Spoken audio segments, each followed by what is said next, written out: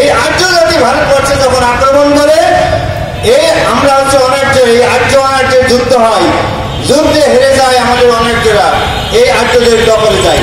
আমরা কিন্তু সেই আর্যদের কাছ থেকে দখলমুক্ত করে ভারতের শাসন ক্ষমতায় যেতে চাই না। আমরা বাংলাদেশের পিছিয়ে আয়োজিত এখানে সভাপতিত্ব করছেন বাবু অসিত বিশ্বাস, আমাদের প্রধান অতিথি অ্যাডভোকেট এম এ মজিদ, বিশেষ অতিথি বাবু তপন কুমার।